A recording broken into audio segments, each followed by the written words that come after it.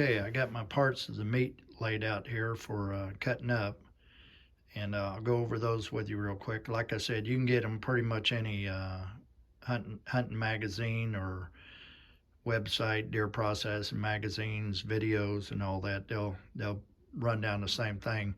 What I want to do is show you how to do this without having to use any special processing equipment. We can process this whole deer with a knife and a knife and a grinder, and that's about it. We'll start with the hindquarter here though. I've got it taped off for you. You got the bottom part here, which is your shank. I use this for burger. You can cut it up into stew meat. There's big enough chunks where you can make stew meat. The top part up here, this part here is your rump. And then this section here is broken down into two different pieces. You got your round and you got your sirloin. And I'm going to show you how to separate all these pieces without using a saw or anything like that. Then over here you got your flank meat. I use that for burger. You got your rib meat, burger. On your shoulder you got a shank. You got your forearm. This will come from your shank up to the socket that goes into your shoulder blade. And then the proper term for the cut of meat is a chuck. I call it a blade roast, call it a roast. In my case today, I'm going to show you how to make a blade roast, but I'm deboning everything for burger, as we've said before. I've got my neck up here. I still yet got to trim it up and get my windpipe off. Then I got my backstrap or my loin, and then you got your tenderloin. So that's your cuts of meat. And we're going to start with the hindquarter here first. Okay, we're going to start with our hindquarter. We're going to go with the shank here first. If you bend your joint here a little bit, you'll see a little bend there, a little crease, a little joint. All you do is take your knife and cut into that joint, separate it.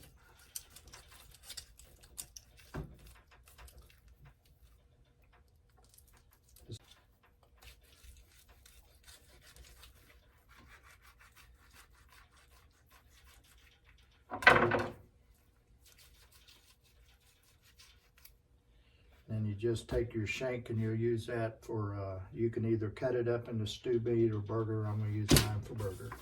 Okay, the next thing I'm going to do, cleaning up as I go here, I'm going to separate my rump from the hindquarter part. So I follow it down till I hit bone. Follow the rump. You can see the bone there. Follow it down, and you're going to come to another joint. I cut through all of it.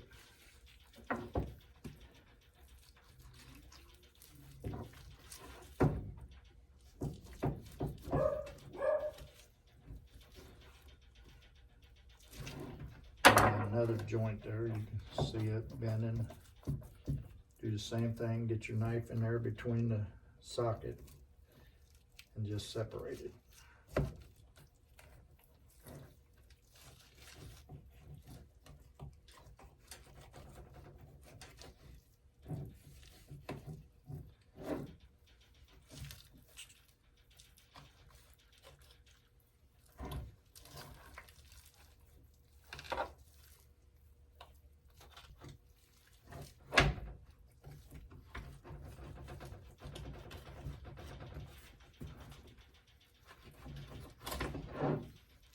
Okay, and you got your two pieces here.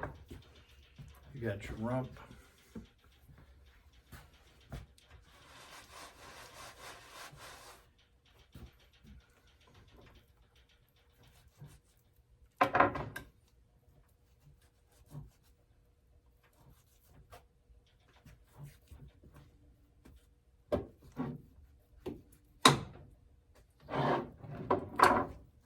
You got your rump bone in, And then you got your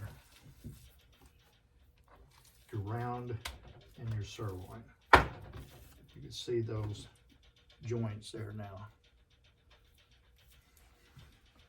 See that socket that I cut through there, and the socket I cut through over here.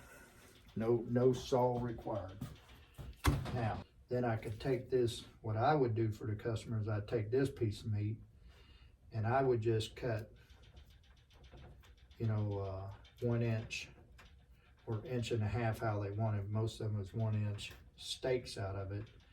And I'd wrap them a steak that included their sirloin part and their round part. But certainly, whether I cut it whole like that, or if they wanted it 2 different steaks, you just follow that bone down. It would also help if I had a sharp knife.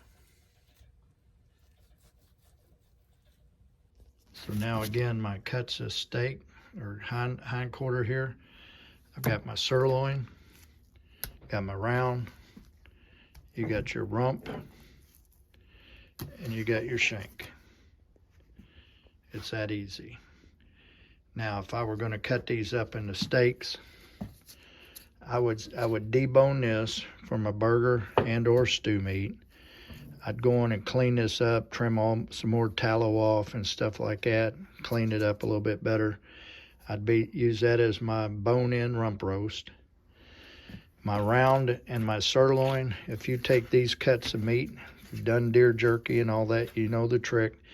Put them in the freezer, wrap them up a little bit, put them in the freezer, let them set until they get good and firm, sometimes overnight. Then come back out with your knife and then just make your cuts of meat. If you want 1/2 inch, 1 inch, 1.5, whatever you want for your steaks, and then just cut down, and that firm meat will be a lot easier to cut. We got our shoulder here. I've cleaned up a little bit more around my blade part. I've got my shank and I got my forearm. I'm not going to use the forearm for a steak. I can debone it and use it for burger. I can debone it and use it for stew meat. Same with my shank. I'm going to put both of it in burger. So I'm not going to cut between the shank and the forearm and the blade, because it's just an unnecessary cut that we're not going to use.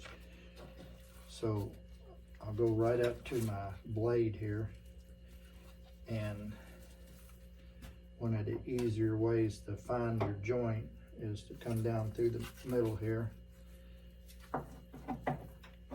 separate find that joint, and then just cut right in between it.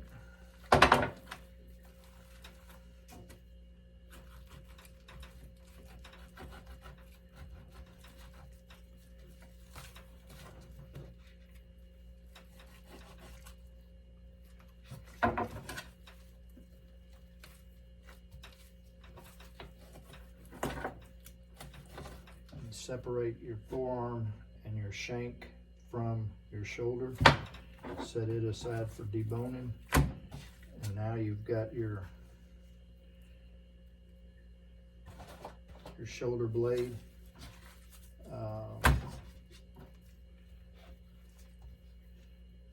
Clean it up a little bit more here, get all the tallow off of it. And what I would do, if I'm gonna make a bone-in blade roast, I'd simply come down here on the side and trim off a lot of the extra shoulder meat, set that aside for burger. Go to the back side. Get as much of that tallow off of there as you can.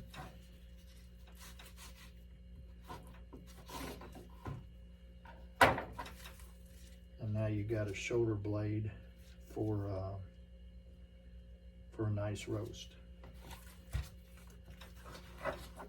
So your pieces of meat, you got your forearm and your shank for burger and stew, and you got your bone-in blade roast for a shoulder roast. We'll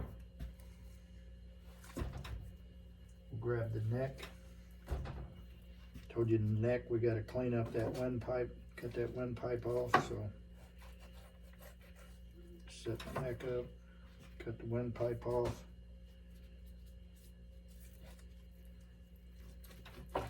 Trim up your roast a little bit. Use that for burger. And now you got a bone-in neck roast. Good eating right here. Nice and tender neck roast.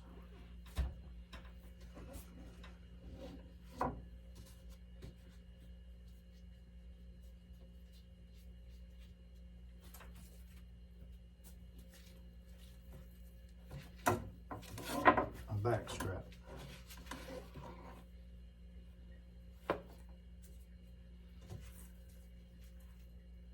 Trim it up a little bit here. Now, this is the side we cut off. It's got a lot of that gristle in there from where we separated it off the back of the deer. So I just take a knife and slide it in there, cut that tough piece off.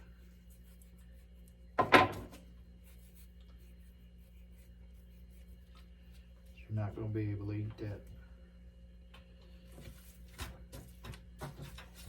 Trim off some more tallow.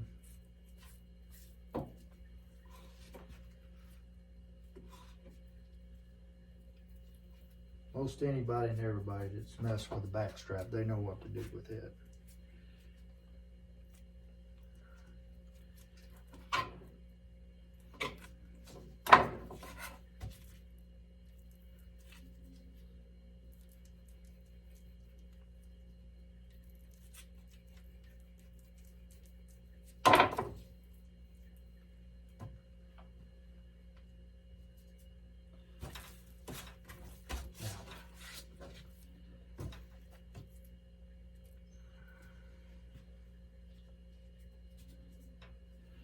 Told you before, I like to butterfly mine, so I got my backstrap laid out of here. You also got another piece of meat right here you can trim off. Just trim that off. That goes all the way down to that neck I was telling you about before. It's going to go down there anyway. So now I got my true loin right here. So what I do is I just take my knife, I make my first cut, and I just kind of go half, you know, kind of not all the way through. Then I take my second cut and I go all the way through. And then I can lay that over there. I butterfly it. And now I got this steak. Now you could certainly cut them up into individual steaks. I prefer butterfly. So again, half, you know, part the way through, all the way, all the way, all the way.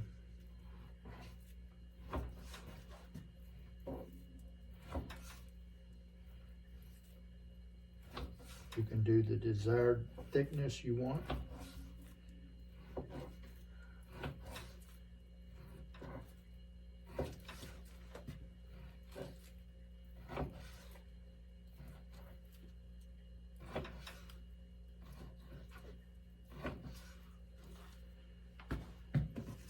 And then I package mine up 4 to a package. So there's 1, 2, 3,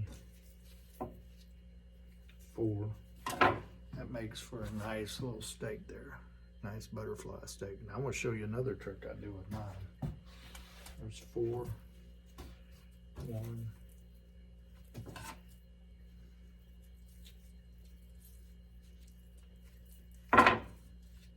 2, 3, 4. 1, 2, 3, 4. But there's your backstrap. Tenderloin. Just got to clean him up.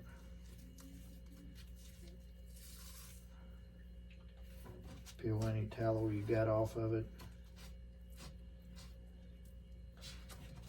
I like to use a rag here to kind of wipe it down a little bit.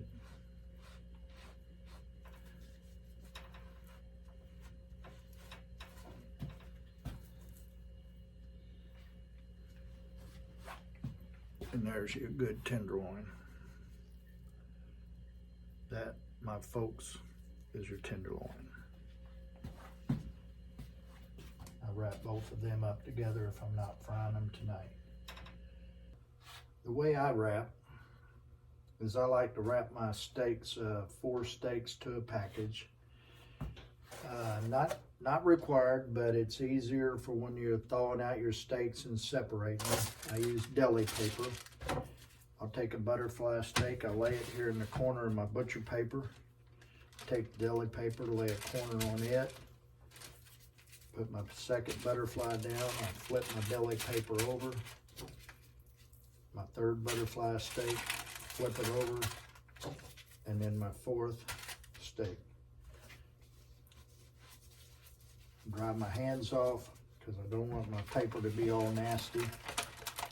Fold that corner, roll it, tuck my ends in.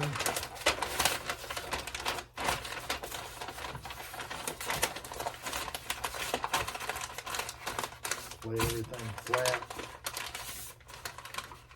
Tuck them in a little bit here. Flip it over again. Now that's double wrapping my meat.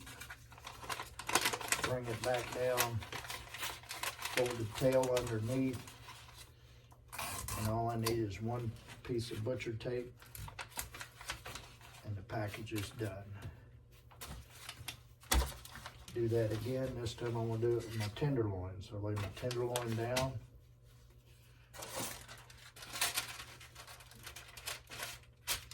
Butcher paper down, or deli wrap, tenderloin, roll it, tuck ends, taper it in, fold it over, pushing all the air out, tuck my tail in, 1 piece of tape. So that's got a good double wrap on it. Don't have to use a bunch of tape, and it's in there. On my packages, I simply put what it is. I got loin here. I've got loin, deer steak, 2022, doe, R for Rick. I'm the one that shot it. This is Rick's doe. Loin deer steak 2022. And then I put it in the freezer. And you can see that this deer here I was able to get 1 package of tenderloin and 1, 2, 3, 4, 5, 6, 7 packages of deer steaks. And that'll hold me for a while. I like eating them as a breakfast steak. Eat them for breakfast. I'll cut them into strips and use them in stir fry. I'll grill them and just eat them with potatoes and whatever. Number of ways of eating backstrap or loin. And I do all my other meat, pretty much wrap it the same. So once I get it all done, I'll lay everything out. I'll go through, I'm not going to go, well, I don't think I am, a process of grinding. But once I get everything deboned and everything, I'll lay everything out, give you an idea of what you got out of 1 deer. And it was all done by the aid of knives. You are going to have to have a grinder. Sometimes you could take your deboned meat to a processor and they'll just grind it for you based on poundage or something like that. But aside from a grinder, you can do all this with a butcher knife.